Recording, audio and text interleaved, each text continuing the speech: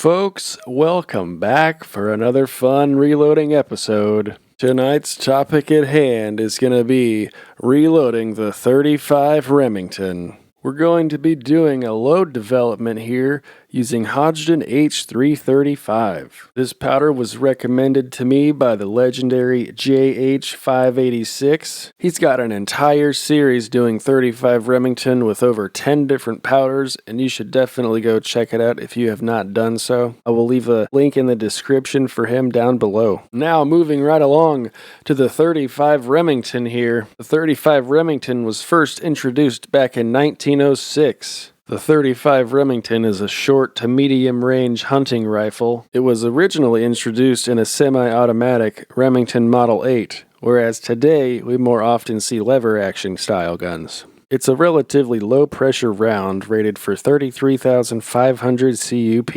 It also has quite moderate recoil, although packs quite a punch down range where we can send 200 grain bullets over 2,000 feet per second. I am using cast bullets today, and I'm not gas checked either, so we're not going to be pushing it quite as hard, but we should be right on the edge there. I would like to find a nice accuracy node rather than just push for maximum velocity.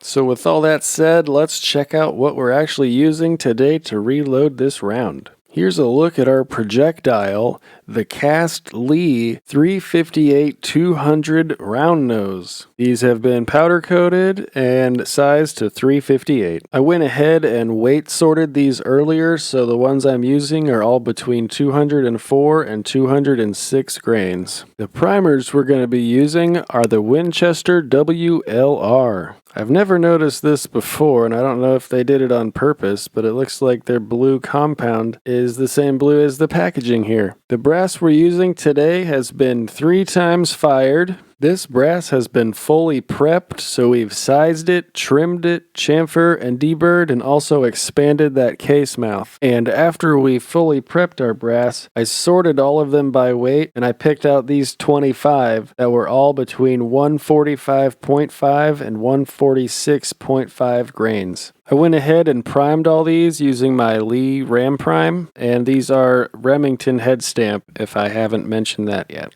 And finally onto our powder. You already know it, it's H335. H335 is kind of right in the middle of the road as far as burn rate. It's not too fast and it's not too slow as far as a medium sort of rifle powder. And it's a double-based ball powder as well, so it's not going to be quite as temperature stable. So if you're making these for a hunting load, you might want to take that into consideration if you're going to be maybe developing your load in the summer and hunting during the winter. And here's a look at our dummy round real quick. I've got it seated right in that crimp groove at 2.382 inches. So here we have our scale zeroed, but before we start dumping any powder, I'll just go over our load data real quick here. On Hodgdon's website, they list a 200 grain bullet with H335 with a minimum charge of 33 grains and a maximum charge of 37 grains. And their test gun had a 24-inch barrel, and they were able to achieve 2,048 feet per second with the Hornady round nose. So again, keep in mind, they're using that maximum charge with a jacketed bullet, which isn't quite the same as using a lead projectile. So having said that, I'm going to basically copy what JH586 did, and he went from 34 grains up to 36 grains with half grain increments.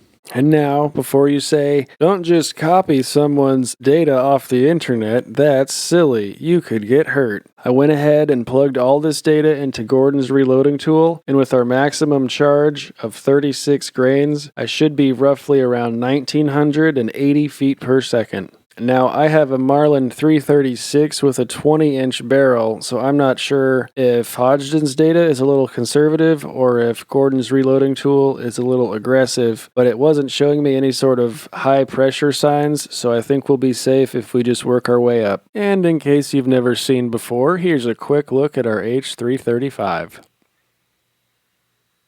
And today I'll just be throwing my powder with the old Lee scoop and the RCBS powder trickler, and we'll be weighing all of our charges with the RCBS 505 scale. So I'm just going to use my dipper and take a few scoops out of the top of the old powder trickler here.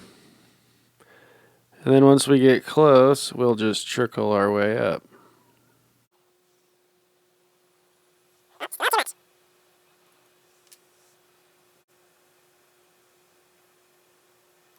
And there we have our first charge of 34 grains. Just take our first case here, grab our funnel, and dump our powder here.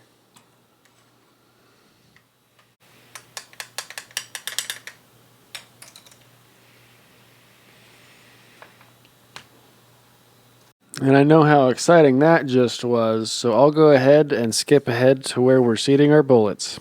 And real quick, before you seat your bullets, you should always kind of just visually verify that all your powder charges look correct, just to make sure nothing got skipped or nothing is double charged.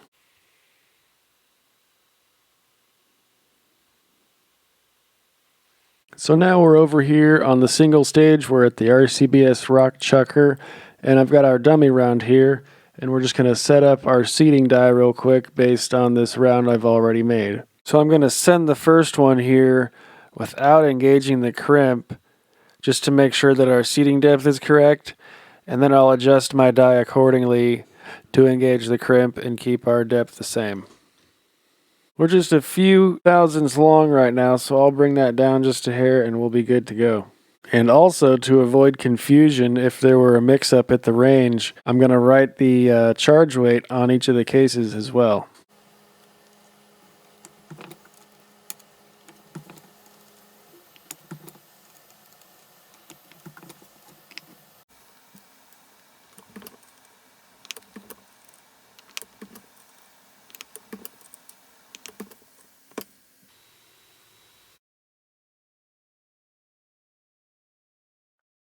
Now we've got all of our rounds seated here, and I went ahead and wrote on them with the Sharpie with the charge weight there, and we are good to go now. So if you have made it all the way through the video, thank you so much for hanging out. I appreciate you taking the time. And remember, if you want to check out a true professional working on some 35 Remington, go stop by JH586's channel and tell him Old Dummy Round sent you.